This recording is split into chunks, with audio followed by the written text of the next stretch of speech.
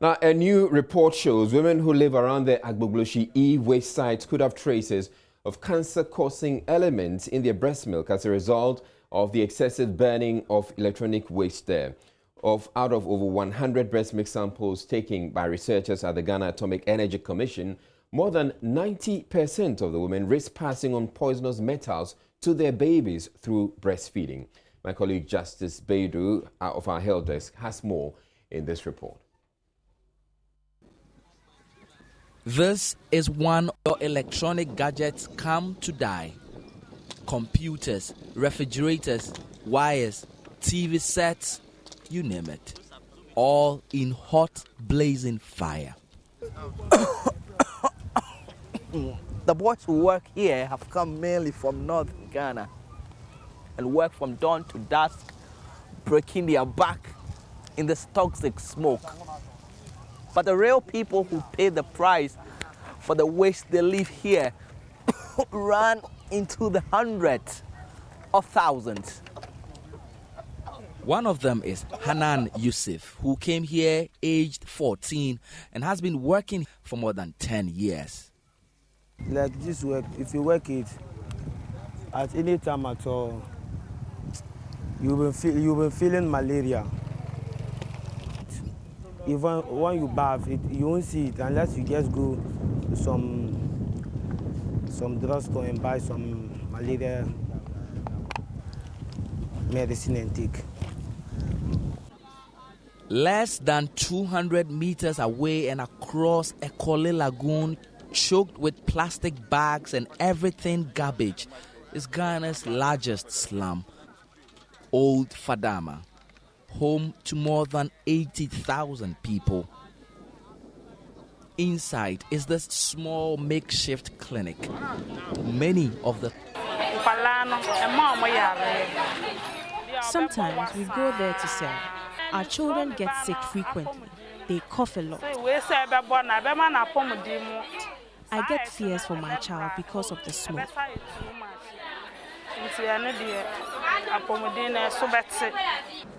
Away from Old Fadama, I have come to Ghana's Atomic Energy Commission to meet Dr. Anita Asamoah. Working with other scientists here, Dr. Asamoah has sampled breast milk of more than 100 nursing mothers from Old Fadama and the Agbogloshi market. Months of tests she did on the milk samples showed some of them had cancer-causing metals deposited in them, some 100 times over the acceptable limit. Instead of giving our babies nourishment, we may not be giving them only food or love or whatever we think we are giving them. We may be giving them doses of these bad chemicals. This chemical can even cross the placenta barrier. So it's not just only breast milk. Whilst you are even in the womb, the chemical can get to you. After years of feet dragging, the government has started a new factory to help transform the way e-waste is recycled here. Contractors say that factory won't be ready until 2020. But until then, the boys would continue to burn their lives away, and along with them, the thousands of innocent babies. Justice Beidu, JoyNews, Agbogloshi. Now, the school feeding program in the Kwandai district of the northern region is on the verge of collapse as caterers have refused to cook for the school pupils. In the Loloto Presbyterian School in the Kwandai district, the school kitchen has been abandoned for so long it's been taken over by goats. The school says the situation is affecting academic work. Henry Kwesu Bedu visited the school in our reports. It's 30 minutes past 12 in the afternoon, just about the time pupils of the Loloto Primary School should be fed. But today, the story is different. Children who came to school on empty stomachs with the hope of being fed are worried. The school kitchen, sited behind the school block, where food for the 200 pupils was prepared, is dry today. No ingredients, no cooks, and has now been taken over by goats. Students of Loloto haven't been fed under the school feeding program for the past 2 weeks. Here's Assistant Head Teacher Lucas Tatul in Tapuan. See, this is our kitchen where the school feeding program is ongoing. But our caterer, as it is now, there is no food to be cooked. She hardly brings food for us. And even if the food comes, all the ingredients that are supposed to be attached to the food for the feeding to be made are not available. So because of that, we find it very, very difficult to cook. And we don't know what is happening. The whole of last time, just like 15 days. Last time we had about 71 days in school. She cooked almost just 15 days. Yeah, she hails from Salaga, that's where she's coming from. So anytime I thought the market vehicles are coming, she gives the food to the vehicles and then they'll come and then offload the food for us. When was the last time you actually saw her here? I have never seen her here before. She has never come here. She only sent the food to the vehicles and then the vehicles will bring the food for us. I have never seen her here. Nanja Jagri and Likpa Charity are both Class 6 pupils here. They are concerned about the lack of food at their school. Going back home to eat during school hours is the only option they have. Only 2 weeks, and they cook for us. And last time, what happened? Last time, there were no cook. There were no food. They didn't bring food at all? They didn't bring food. So what do you do if there are no food? If there are no food, we will go to break and come. When we are coming to school, they are not cook. When they are not cook, some people come from Krupi and Tamabra and come one day no cook. They can't go to Blake. They can't get the food. So that when you come back to school, we anger. District Education Director of Pandai, Fosinanayan Donko, says the problem is widespread in the district. Most often when we go out, we find out that some of them do not cook because the caterers are not coming from the district. They are coming outside the district. And so when food stuff is short, they are not aware. Some children go to school without eating.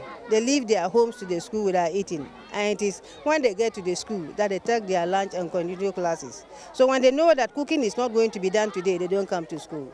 The Education Directorate in the Northern Region wants the government to reverse the situation and save the program from a total collapse.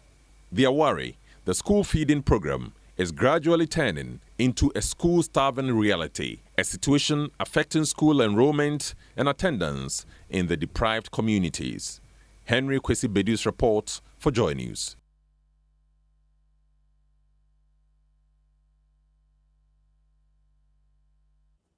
You're watching JoyNews Prime. We're taking a break, but still ahead in the bulletin, NDC lawyer explains the party's national chairman could not honor police invitation over leaked tape because they only received that invitation today.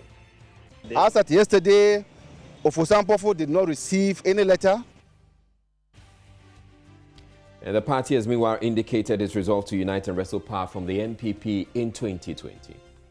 Leadership is the leader and the people coming together to work together to achieve the desired objective. In this case, our objective is 2020.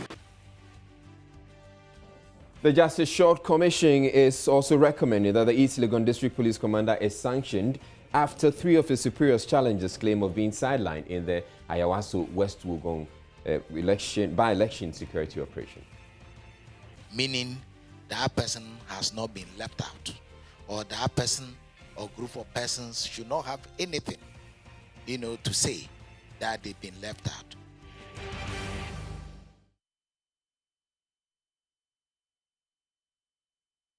The Justice Short Commission is recommending that the police administration sanction the East Legon District Commander, whose claim of being sidelined during the Ayawaso West Wugong by-election has since been challenged by 3 of his superiors. DSP George Asari had told the commission though he was left out of the operation, which was within his jurisdiction, he was later called in to save the day. This claim has, however, been refuted by 2 other witnesses, and the Director of Police Operations, Accra, Chief Superintendent Kwesi Ofori, who appeared before the commission on Thursday. Chief Superintendent Ofori also told the commission how he learned of the presence of several well-built men stationed at a property where the National Security SWAT team clashed with some supporters of the NDC. There's more in the following report. I had a call around 9 o'clock from my regional commander, who didn't make me part of the exercise, that he has heard that some shootings are going on around Bawaleshi, closer to the NDC parliamentary candidate's house. So I should go and assist. DSP George Asari of the East Legon district had accused the superiors of sidelining him in the Ayawaso West Wuogon by-election, even though it was taking place within his jurisdiction. His claim was, however, challenged by the divisional commander when he appeared before the Short Commission last week. When the region took over, I could be assigned a role or not. But that does also not mean I should not supervise whatever that goes on over there. The regional commander also insisted the East Legon commander had been assigned on the day. But that is not true. If you have come, you have deployed him. The other officer, DSP George Asari, mentioned in his testimony on Thursday, also hung him out to dry. Chief Superintendent Kwesi Fori told the commission they had no such power to sideline the district commander. And by that order, whoever is below the status of the divisional commanders or the divisional commander has been properly deployed, meaning that person has not been left out, or that person or group of persons should not have anything, to say that they've been left out. Police operation is a teamwork. The commission recommended that DSP George Asari be sanctioned by the police administration. So I assume that after your testimony here, you're going to take some action, some disciplinary action against him. I will convey your message to the regional commander that this is what the commission is saying. Chief Superintendent Kwesi Fori told the commission the police also picked up intelligence about some threats on the day of the election, but they don't know about the National Security SWAT team operation. We envisage some threats, associated threats, which were properly cited in the Operational Order 1/2019. He gave details of his encounter with the NDC parliamentary candidate on the day of the by-election after the standoff between the National Security SWAT team and some supporters of the NDC. He told the commission Delali Brempon spoke of well-built men who were on hand to protect him after the clash.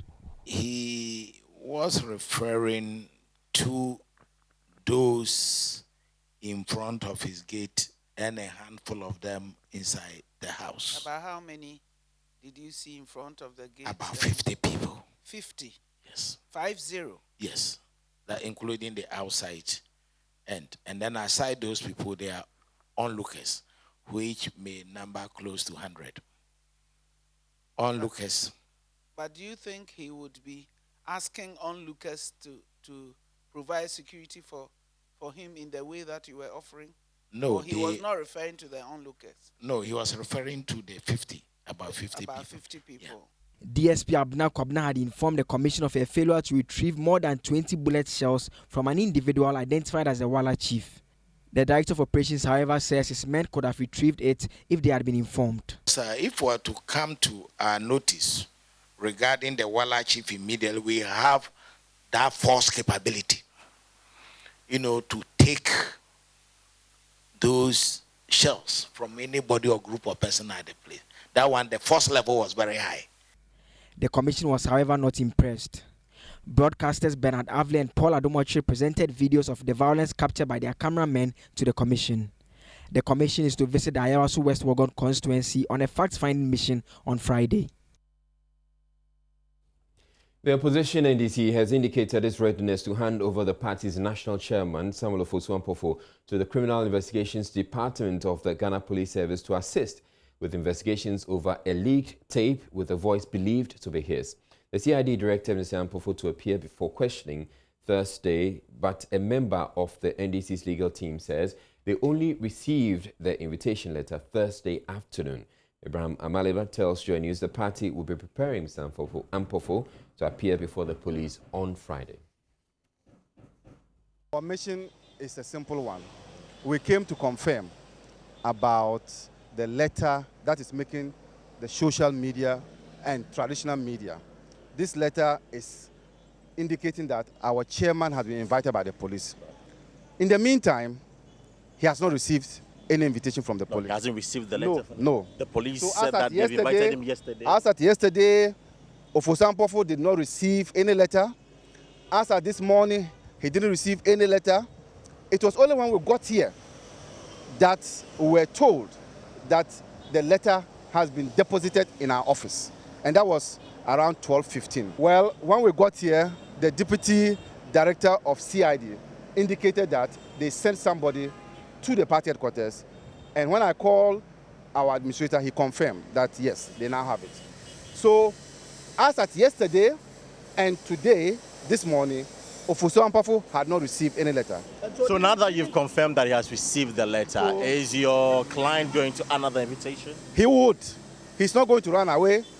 He is a responsible citizen, and we are going back as a legal team to strategize.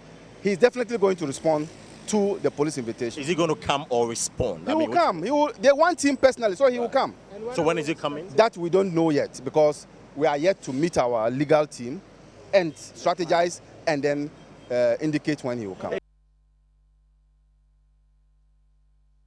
Top officials of the opposition National Democratic Congress have meanwhile met flag-bearer aspirants in last week's primaries to strategize ahead of the 2020 elections. The meeting, according to the General Secretary Johnson Esiedun Ketia, is the first since the primaries and forms part of a plan to forge unity and to bring their expertise on board. He says the party is confident the NDC will capture power from the MPP after all the aspirants pledged their support towards the cause. The purpose of this afternoon's meeting is to get all our flag bearers in the immediate past, flag bearership candidates in the immediate past elections coming together to discuss the way forward as far as the campaign of NDC is concerned. You recollect that in the past 3 days, immediately after the results of the elections were declared, the national chairman put up a 3-member committee for us to visit each of our flag bearers. First of all, to thank you for enriching the contest for our flag bearership, and also to show appreciation for your conduct during the whole contest, and your demeanor also, positive demeanor also, after the results were declared. So today's meeting is a sequel to the individual meetings we have held with each of you in your residence. So the national chairman, after the media has taken a few shots, they will leave us, and then we can continue with the discussions we want to undertake. Former President John Mahama, on his part, called on all the losing aspirants to channel their energies towards the common goal of heading to the Jubilee House. He acknowledges one of the weaknesses of the party in the last election was disunity. First, let me thank the party for creating this platform for us to meet together. I think it's the first time that all of us, after the primaries, have had the opportunity to meet together like this, and I think it's a good thing. I want to thank my fellow aspirants for a good fight. I believe that competition is important, and I guess that what we just went through in the presidential primaries has brought out the best in our party. Our base has been energized. You find that a lot of the apathy that existed in the branches appears to have been shrugged off, and that is because of the very competitive nature of the process we went through. And so I want to thank all of you for the good fights and a very successful presidential primary. Speaking on behalf of the losing candidate aspirants, former Vice Chancellor of the University for Professional Studies, Professor Joshua Alabi, also urged his colleagues to work together to achieve the common goal. He expressed confidence in the ability of the new leadership to steer the NDC to victory in 2020. Leadership is the leader and the people coming together to work together to achieve the desired objective. In this case, our objective is 2020. And I strongly believe that with what we just started, we are getting ready, and very soon we shall be ready to move out there, to start to work, and make sure that we wrestle power from the MPP. I'm very confident 2020 is for us.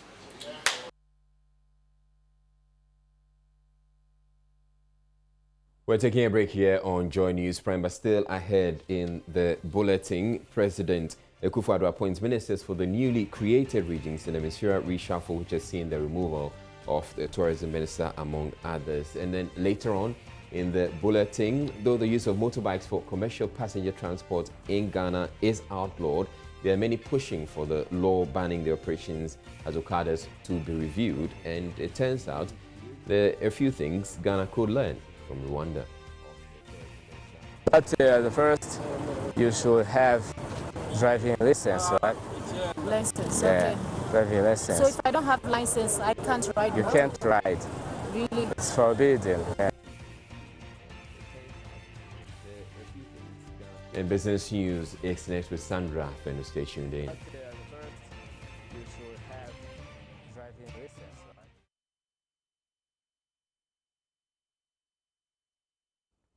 The minority on Thursday walked out of Parliament as the House debated amendments to the Public Holidays Act that is seeking to establish August 4 and January 7 as new holidays. The bill, if approved, will also scrap May 25 and July 1 as public holidays. Parliament's Committee on Defence and Interior, by a majority decision, approved the changes, but the minority is kicking against it. Minority Leader Haruna Idrisu says they will not be part of attempts to rewrite history. Not even the first Deputy Speaker, Joe Sewusu, could convince the minority to call off their walkout.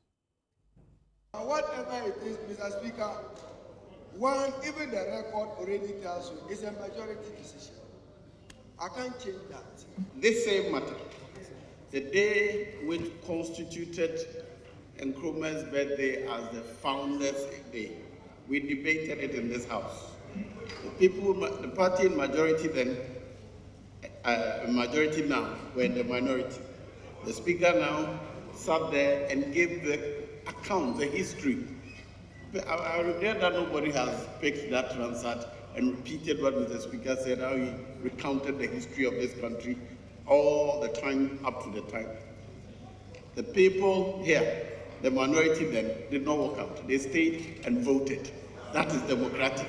We are solidly convinced that we do not want this parliament to be associated with a disrespect to the honor of Dr. Nkrumah as an icon, founding father of our republic. We recognize that many others made contributions. We do so because we will not be part of the rewriting of history and to reduce the history of this country to majority rule or majority numbers in this parliament. We find the reference to 4th August repugnant to the facts, repugnant to the historical facts. And Mr. Speaker, I'm compelled in registering this for us not to be associated with any further proceedings on the specific matter of the Public Holidays Amendment Bill. I so submit. You can proceed when you are done. Whenever we come back, we will visit it, review it, and change it. I thank you, Mr. Speaker.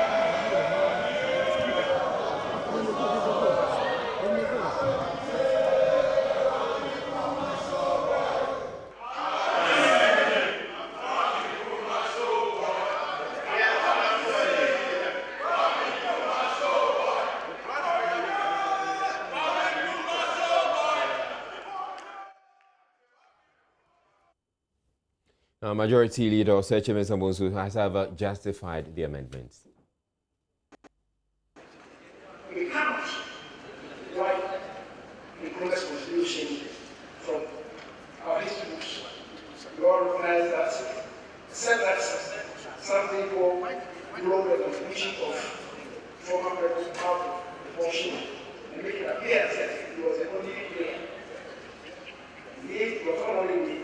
only player, I was the only player manager that achieved success for this country as far as our independence is concerned. Here, so many things have been said, and I believe we cannot speculate over this.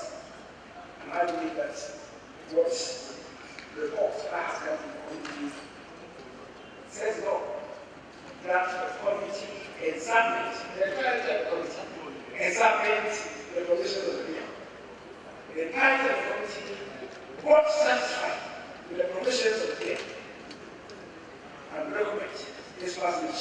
We do not accept that the way that it was done on account of the level. Here, we will do that, and I believe history, when it comes to the region, the real history of this country, when it comes to the region, we will recognize the role of all others who contributed in achieving independence of this country. National Security Minister Albert Kandapa will next week Wednesday submit to Parliament the 2017 report on the security and intelligence agencies. This will be the first time the report is being submitted to the House since the Security and Intelligence Act was passed in 1996. Minority spokesperson for Foreign Affairs, Okujoto Ablakwa, had served notice he will sue government for breaching the Act over its repeated failure to submit the report. The minister, however, says he's now ready to comply. In consultation with the chairman of the Committee on Defense and Interior, it has been agreed that the 2007 annual report, 2017 annual report of the Ministry of National Security, in conformity with the Security and Intelligence Agencies Act 1996, Act 526, will, for the first time since 1992, be submitted to this August House on Tuesday, 5th March 2019. Thank you. Thank you very much. We are glad that we have chalked this major success, and we are going to continue to carry out our duty as members of Parliament in the interest of Ghana, in the national interest. That is our only motivation. The right thing ought to be done. We must be safe. Our security must be intact. When the national security officers, the entire apparatus, is aware that oversight is being carried out, you will have to present an annual report. They will be careful about their recruitment, about what they do, about expenditure, about their operations, deployment, and all of that. And they will make sure that they work above board and they are efficient in the performance of their duties. And then it will reflect in our collective security. Look at all the kidnappings going on, the contract killings and all of that. Even in terms of allocating resources, equipping these national security forces and the security agencies, are we sure that monies are being spent properly? All of these things we will begin to know when the annual report is brought. If you would recall, when Honorable Okujoto wrote his open letter, there were quite a number of denials coming from officialdom. The Minister for Information and his deputy held press conferences and flatly denied that the minister was not honoring his statutory obligations. Today, the truth has been laid bare for all to see. Should we be calling for their resignation because they lied to Ghanaians, both the minister and the deputy? And maybe we should seize this opportunity to ask them to resign honorably for misleading the good people of this country, that when we said the minister was not complying with his statutory obligations, we were rather the ones who lied to Ghanaians. Today we have been vindicated.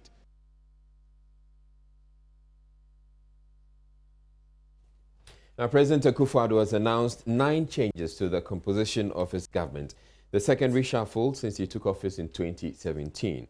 A statement signed by Eugene Ahin, Director of Communications at the Presidency, indicated the removal of Tourism, Culture and Creative Arts Minister Catherine Afeku, who now moves to the office of the President as Minister of State.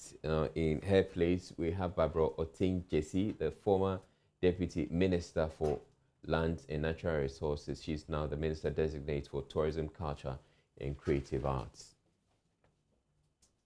Now, Dr. Hafiz bin Saleh, the Upper West Regional Minister, is now Upper West Regional Minister Designate. He was a former regional minister for the former regional minister Suleimana Al-Hassan has been reassigned. And this is Catherine Afeku, former Minister for Tourism, Culture and Creative Arts. She's now been reassigned as Minister of State at the Office of the President. Giftichum Ampofo, who's the former Deputy Minister for Gender, Children and Social Protection. She's now Deputy Minister for Education. Frida Prempe, the former Deputy Minister for Works and Housing, and she's now been reassigned as Deputy Minister for Gender, Children and Social Protection. Barbara Eyisi Asha, the former Deputy Minister for Education, she's now been reassigned as Deputy Minister for Works and Housing.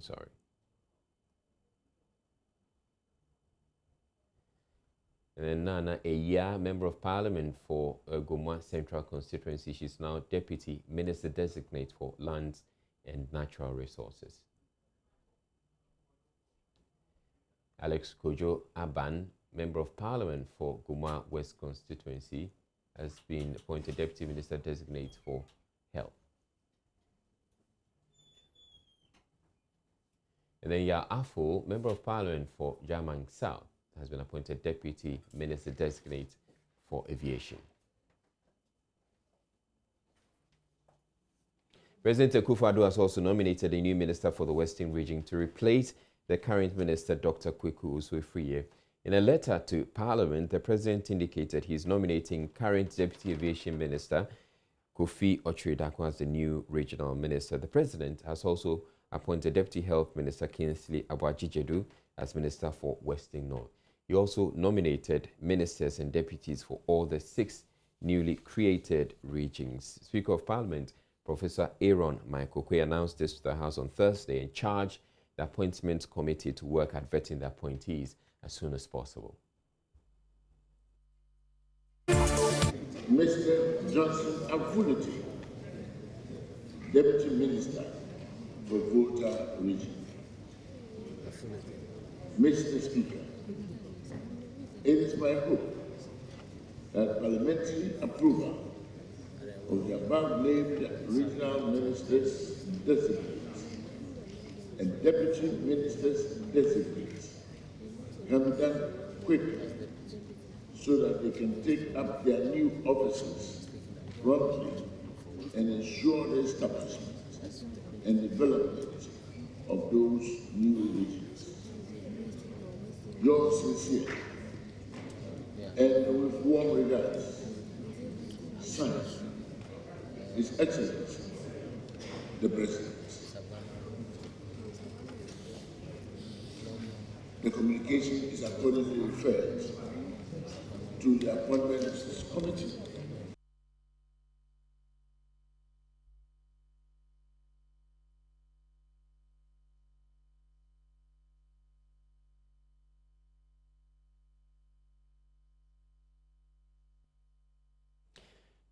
Much as motorbikes present a convenient and swift means around Accra, they remain a nuisance to many road users, largely because many of them refuse to observe traffic regulations.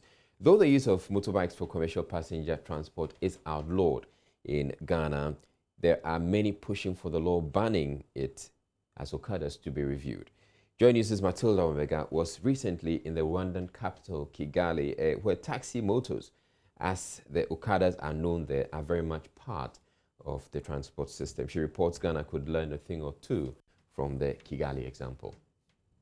This is the city center of Kigali. This is the central business district. It's a very busy place where taxi moto appears to be the easiest and affordable means of transport within the city center and some communities around. Cedric has arrived from Ruyenzi town center to Kigali, Rwanda's capital. The ride from Ruyenzi in the southern part of Rwanda to Kigali is part of Cedric's daily routine. Kigali is the busiest destination for taxi motors in Rwanda. But you can't just buy a motorcycle and start a commercial business. It is orderly and properly regulated. You buy a motor, then you come to the cooperative. Which cooperative? There is so many cooperatives here. Yeah, so you are registered after. But the first, you should have driving license, right? License, Yeah, okay. driving license. So if I don't have license, I can't ride You motor? can't ride. Really? It's forbidden. Yeah. It's forbidden? Yeah. Here, there is some difference. For example, someone who rides there in the Ruhango or out of the city, you can see, you can find some difference, because here you can find some movement here is different to the movement of there, and that's why someone who comes here in Kigali, he must be very comfortable and very sharp, right? So Elias has been in the business for 8 years. He tells me how disciplined the riders here are. The government asks you to have a license permitted. After getting a license, you go in an association like cooperative, and then you go to ask the insurance. After getting insurance. So you need insurance? No, I have it. Everybody has insurance? Yes. If I don't have insurance, I can't ride motor? No, the law is against you if you don't have insurance. Wow. You have insurance for life, even insurance for the motor. Yeah. I see. And then you start to work. To work? Yeah. So how is it? Can I just... Taxi motors are the most convenient and affordable means to get through the city of Kigali. Kigali city accounts for over 60% of motorcyclists in the country, with the number of registered operators under the Rwandan Federation of Taxi Motor Riders totaling around 35,000. Rongugu Gendemore is the acting city engineer of Kigali. Taxi motor here are, are combined into cooperatives. These are cooperatives that are formed to make sure that nobody's working as an individual. Everyone has to be registered in a certain cooperative. The cooperative have got leaders, and these leaders are the ones that we work together to make sure that all the discipline is, of course, respected. So we make sure that all the rules that we have set up, all the regulations that you have to follow are all respected by enforcement. We have to enforce, of course, you set up the rules, you set up your goals, you set up whatever you want to be established, but if you don't enforce, then people will not respect it. So we make sure that we have the enforcement part that is working very strategically. Okay. Also, I realized that for people within the cooperative, you can't move from one jurisdiction to the other. How do you ensure that? How are they able to tell that this taxi motor is coming from Ruhango and the taxi motor can't work in Kigali? I'm wondering how you do that. Here you have to have documents. You have to have documents on which cooperative do you work to, which cooperative do you belong to. So whenever we want to verify that a taxi motor driver is working in a certain district, not in the city of Kigali, we have to make sure that on a daily basis we ask for the documents that they have, so that I can make sure that this one is working from the city of Kigali or is working outside the city of Kigali. Among the taxi motor drivers themselves have leaders, and they are the ones that could be able to say that this one we don't recognize him, so they report it, and then the case be taken to the competitive authority. Let me find out from you, what are the things I need to have before I can begin to ride taxi motor in town? Because I have money, can I just go to the shop, buy the taxi motor, and start using it for commercial purposes? No, it's not done in that way. The city of Kigali works with the central government. There is Rwanda Utility Regulatory Agency that works on a daily basis on registering the motor taxi drivers and the cooperative of the motor taxi drivers. So you have to have a motorbike, you have to have a driving license, of course, for category A. You have to be registered into a cooperative, and then you have to get a license. A license. With all that, you need to get another license? You have to get another license for operation.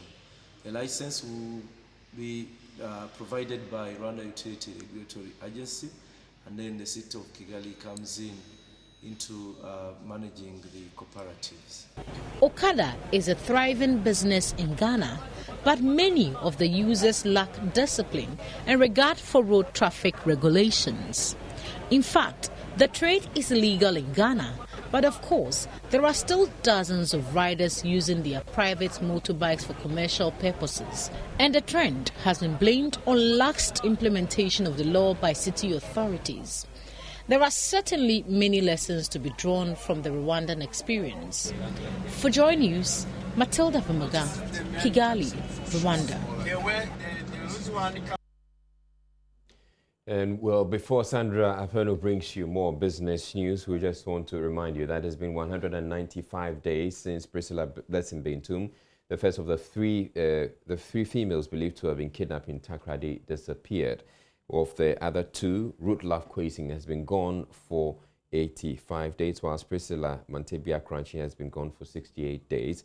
JoyNews has since waged a campaign to help find the girls, and together with the families of these girls, we demand swift and consistent action from the state security agencies. And for you, our viewers, we would urge you to put up a post on social media with the hashtag #BringBackOurTardyGirls. And as we always say, if you see something, say something. Sandra Apeno is up next with more business news.